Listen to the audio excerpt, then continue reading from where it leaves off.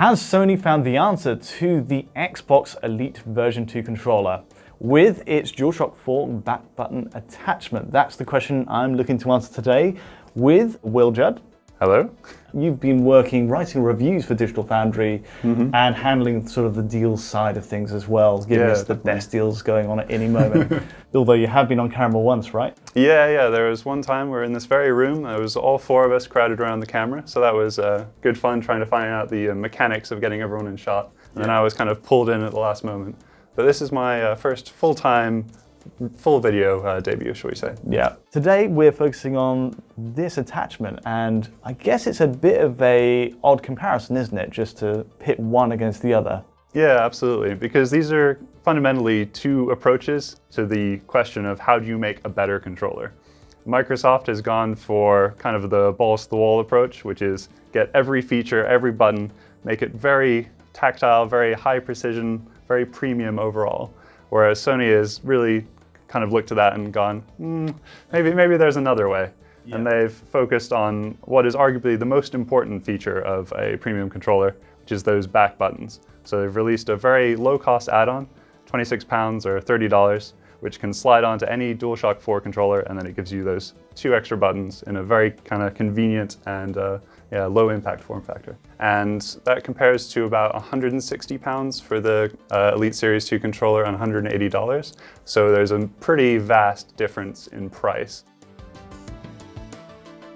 So it's a very different approach and way more economical. Reuses the hardware that we've already got. You know, I've only had a little bit of time with it since you brought it in today, and it does feel like it's tactile and it fits snugly with the your sort of ring finger sat there. It's only two buttons, obviously, compared to the four you've got an option. But you know, how did you find using it and the experience, like the feel of it compared to the Elite and generally using it in games? I mean, compared to the Elite Series 2, obviously the whole DualShock 4 is a lot lighter. It feels like a little bit more loose. The Elite Series 2, you really get a sense of precision and a lot of tactile feedback. So going back to the DualShock 4 after using that for a while, you kind of feel like, oh, this is a little bit lacking in precision, feels a little bit kind of floaty. But in terms of the actual ergonomics of how they've accomplished this, it actually stands out pretty decently.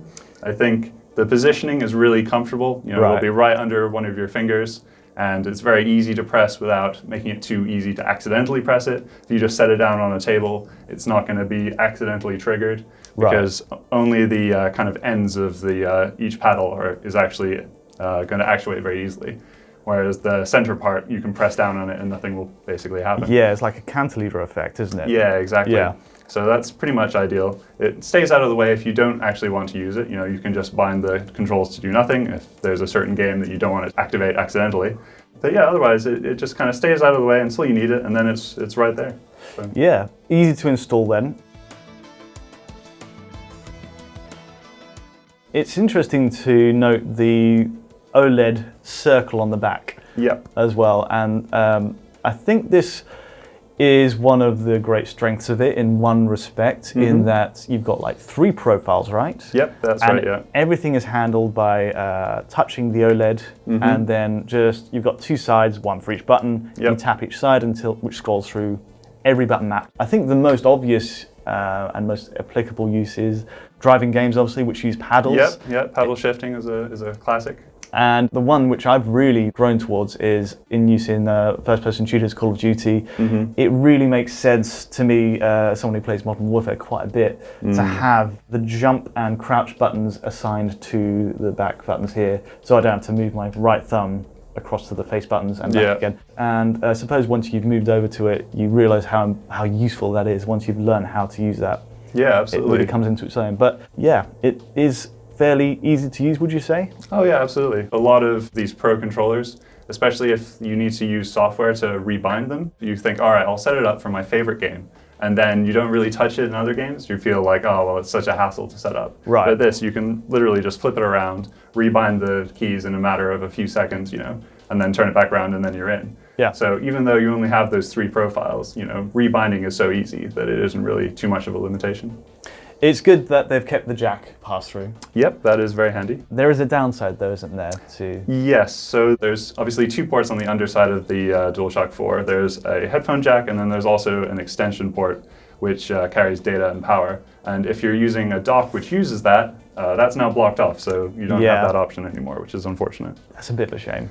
You kind of wish they'd given a pass-through for that, but in terms of the way it looks, like my first reaction when you brought it in was, it isn't as elegant as I would have, certainly not as elegant as the Elite version 2, arriving in all in one package. And part of that is down to the sort of matte material, I think, of the attachment. It doesn't look like it sits quite as naturally, but it is very functional. Just feeling it in the hand, it actually works really well. Like it has a lovely feel.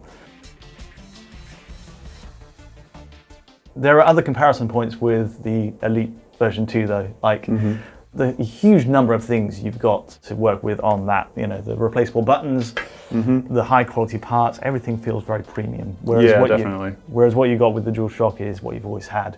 Yep. But on top of that, there's also compatibility with PC and all this sort of stuff. This one is a bit more involved because this involves software, right? Yeah, absolutely. So you have like the Xbox software on both PCs and on Xbox, obviously, and it is a bit involved to try and set things up for different games and different profiles. Yeah. Whereas the assignments that you make on the back button attachment will actually stay even if you unplug it or move it to a different controller. It'll all kind of be retained. So it's very easy to go from a smartphone to a computer to a PS4. Everything just kind of works. Obviously, you only have the 3 profiles. So that's a bit of a limitation, but given how easy it is to rebind it, it's not actually that big of a deal. Universally, it'll do whatever you need to do. I suppose 3 profiles is a bit limiting if you've got several games in mind. Yeah, absolutely. But I think most people will probably just stick to, maybe, I don't think many people play more than 3 games at a time regularly. Yeah. So it's not too bad. That's true. Yeah, just I guess the bottom line is, what's the value of this, right? Yeah. Like, I think this is the single most important feature of a premium controller, is having those back buttons. So if you're able to add that to a controller that you already own for £26 or $30, I think that's just a really good value. All of which, I guess, brings me to the question, what does this mean for PC users between the two? You can use both now, but they have very different functionalities. Yeah, absolutely. I think if you're a PC user, obviously the better value option is Sony's offering. I think if you just need those back buttons, they are really, really useful in a wide range of games. And I think it's only if you're really quite heavily invested in the Microsoft ecosystem and you really want to spend a lot of time playing on PC with a controller that the Elite Series 2 kind of makes more sense. Another question, I guess, that's going to come up at this time of the generation is, why now? And it's been a long generation, and we're on the face of, we're just about to broach into next-gen territory with PS5. So what does this say about the future of Sony's approach to controllers, do you think? Yeah, it's a difficult question, isn't it? Because, it does kind of suggest that maybe they've come to this realization a little bit late that, yes, actually having an extra few set of buttons is actually quite handy. And they've done it in a way that isn't too disruptive to the current generation. But it does also kind of suggest that maybe the PlayStation 5 will be perhaps more interested in kind of exploring having extra buttons on tab. There was a patent filing which was spotted earlier this year, which actually shows a DualShock controller with 4 back buttons, 4 paddles, and that kind of suggests that if Sony aren't necessarily committing to having many more buttons on their next generation controller, it shows they're at least thinking about it, which is quite interesting. You can conceivably say we'll see a reuse of existing DualShock 4s. That's a possibility. Yeah, that's definitely and this is being reserved for the kind of premium option, because that can't be a cheap controller to produce. Oh, absolutely, yeah. That's a lot of extra complexity. But we'll see. That's a really exciting prospect. Seeing definitely. that in the patents. So I guess we'll leave it there. Thank you so much, Will, for joining me on this. Yeah, no worries. Thank you. Your film debut. It was a lot of fun. Hopefully the first of many. Yep. If you did find this useful, please give us a like or subscribe, and don't forget to hit the bell to get notifications as any new video lands. To get in touch with us directly, just use Twitter. We've got our Twitter bios down there. And also we have a Patreon where you can get this video and many others at high quality. Just go to our Patreon at Digital Foundry to find that there. But from me and Will, thanks for watching and see you next time.